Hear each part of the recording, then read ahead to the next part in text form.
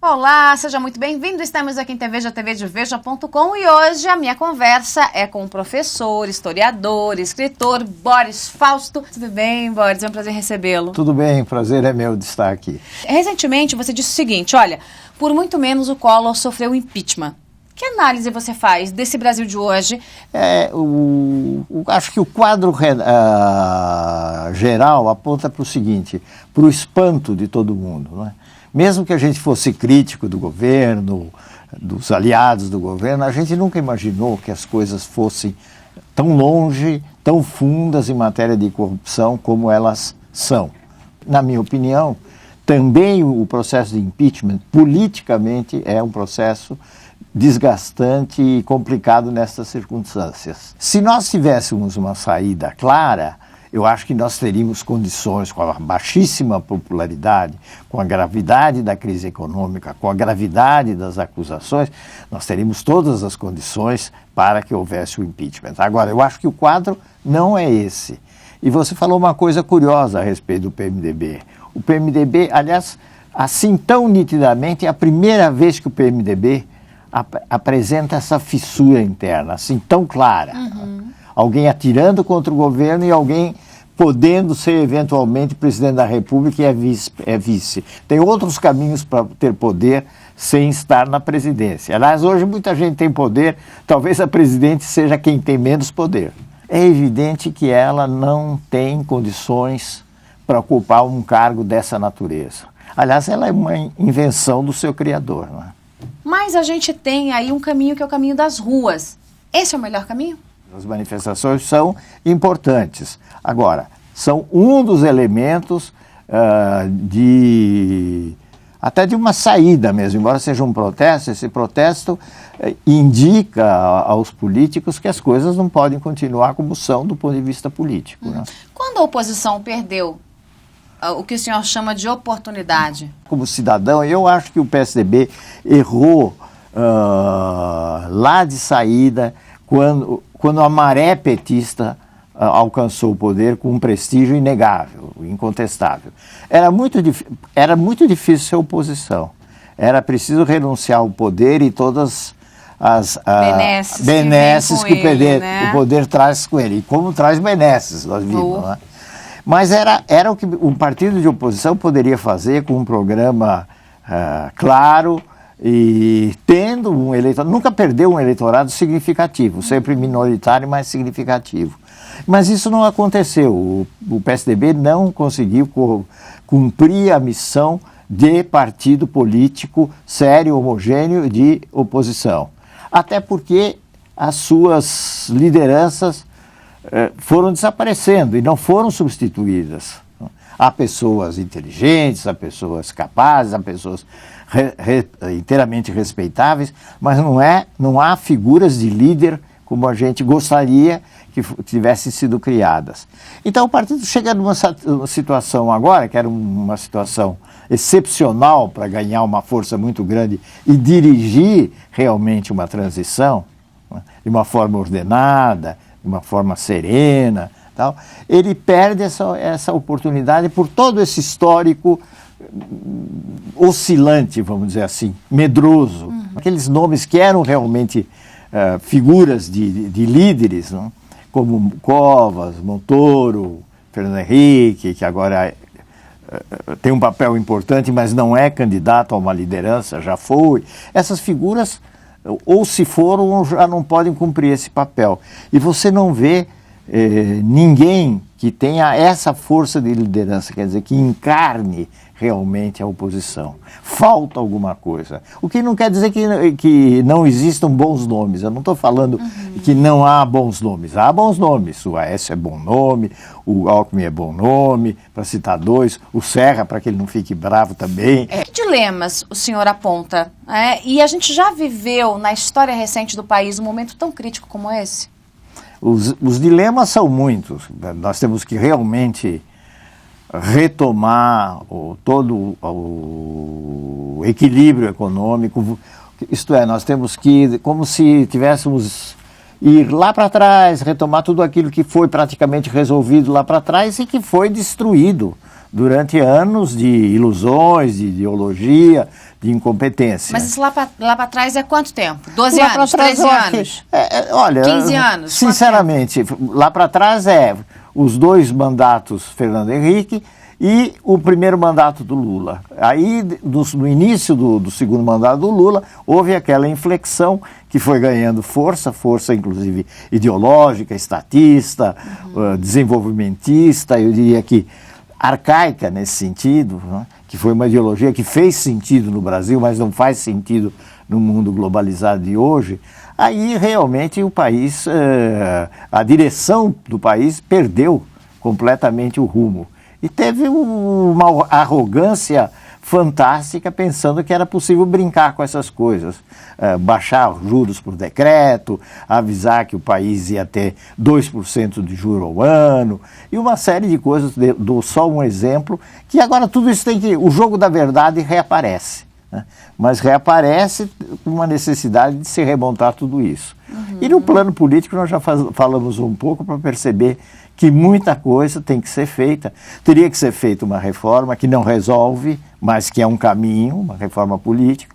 A reforma política praticamente não saiu. E nessas condições é muito difícil. O ajuste fiscal que é necessário, que está levando o país a uma situação difícil, né, no seu grau de investimento, também não está saindo. Então, é um jogo em que muita gente vê o interesse pessoal, a petelecada um no outro e tal, sem perceber que é um momento muito grave. O Brasil aguenta mais esse tempo? Quem sabe?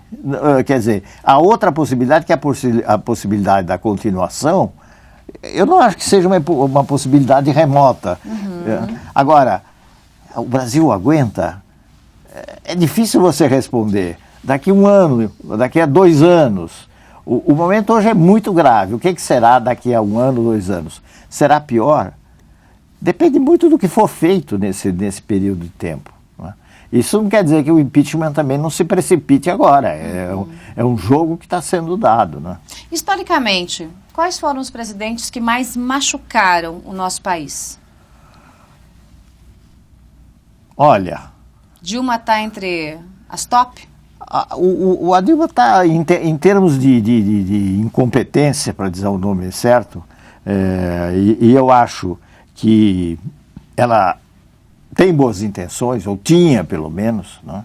Você diria, de boas intenções o inferno está cheio, né? Minha avó diria mesmo, isso também, a sua avó, eu que sou contemporâneo da sua avó. A minha mãe também repetiu e eu repito hoje, é um ditado que vai passar muito tempo, né? Pois é, mas independentemente disso, acho que ele é um dos piores nomes que estiveram na presidência da República.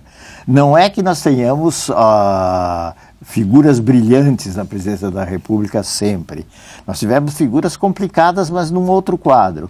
Você acha que eu vou comparar, não a Dilma para a par com a pessoa que eu vou falar, mas eu diria que são coisas diferentes, mas ambos foram desastrosos para o país. A pessoa que eu queria comparar é o Jânio Quadros. Na minha opinião, o Jânio foi um desastre para o país. O senhor olhando a história recente do país, dá para dizer que o Brasil tem jeito? Eu acho que o Brasil tem jeito, até para a gente tirar um pouco pessimismo, né? O tom catastrófico da conversa, porque como a gente pega os fatos mais recentes, a tendência a ver uma catástrofe e tudo isso é muito forte. Agora, vendo um cenário mais amplo e mesmo o cenário atual, a gente vê coisas positivas, quer dizer, o país melhorou em muitos indicadores, mortalidade infantil, mesmo a educação com todos os problemas, enfim, há uma evolução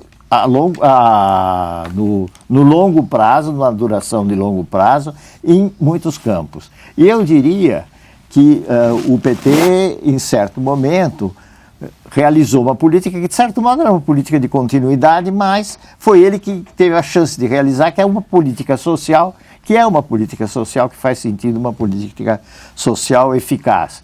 E não sei se o PT tem remédio, realmente não sei, mas a desaparição, a fraqueza total do PT deixa um vazio num setor da classe trabalhadora, não só trabalhador, operários de trabalhadores, que de alguma maneira tem que ser representada, porque ele representou toda essa gente, às vezes até bem, mas e depois deu no que deu como resultado da sua liderança.